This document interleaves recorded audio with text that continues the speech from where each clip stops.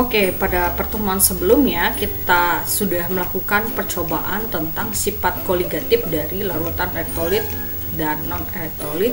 Pada percobaan pada sifat penurunan titik buku, kenaikan titik didih, dan penurunan tekanan uap.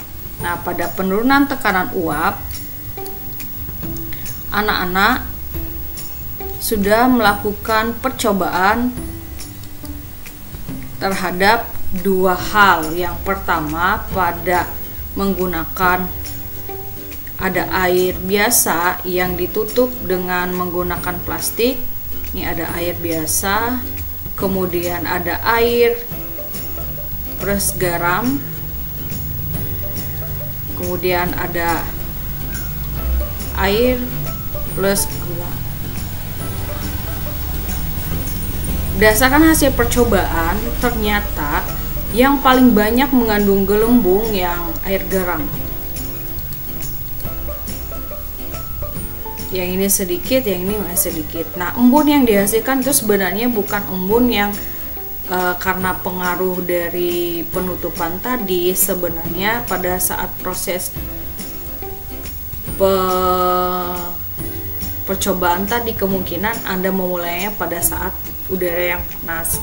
Nah, pada percobaan ini anak-anak diperhatikan bahwa gelembung gas yang dihasilkan pada air garam menunjukkan bahwa tekanan uap dari larutan elektrolit itu lebih besar dibandingkan larutan non elektrolit, ya.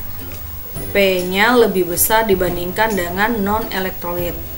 Penerapannya dalam kehidupan sehari-hari, garam yang kadar yang tinggi pada laut mati, orang-orang bisa mengapung, ya, laut mati. Manusia yang berenang di sana, dia dapat mengapung. Kenapa? Karena kadar garam yang sangat tinggi, manusia itu mengapung. Artinya itu pengaruh dari tekanan uapnya. Nah, hal ini berpengaruh juga ke titik didihnya. Nah, anak-anak kemarin sudah melakukan percobaan terkait dengan titik didih dari dua jenis garam dan gula. Ini tentang titik didih. Nah, di hasil percobaan itu menunjukkan bahwa waktu untuk mendidih untuk garam itu lebih besar dibandingkan dengan gula. Air dari garam itu sebenarnya lebih kecil sebenarnya, ya, dibandingkan dari gula. Nah, garam rumus kimianya kan NaCl. Kalau gula itu sukrosa, ya, C12H22O11. Sebenarnya pengaruhnya seperti itu. Tapi pada kenyataannya karena pengaruh dari zat yang terlarut tersebut membuat gula lebih cepat mendidihnya dibandingkan dengan garam. Nah, pada penerapan sebelumnya, pada penurunan titik beku, pada campuran pendingin itu ditambahkan, garam. Garam ditambahkan pada es batu yang sudah dihancurkan. Fungsi dari garam di sini adalah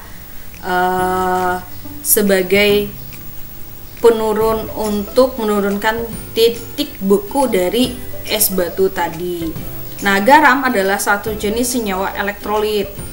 Nah, garam dapat menurunkan titik beku es batu sehingga dapat digunakan untuk membuat campuran pendingin atau membuat es krim tanpa menggunakan kulkas. Nah, ini termasuk penerapan dalam kehidupan sehari-hari.